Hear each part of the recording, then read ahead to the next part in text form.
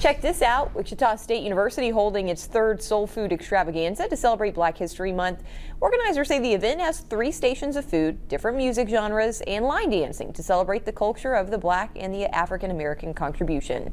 It's a food celebration of turning nothing into something, which is really the history of African Americans in this country. We've taken nothing and turned it into something beautiful, be it musical genres, be it open heart surgery. Food is another example of how we've taken nothing and turned it into something beautiful. Absolutely.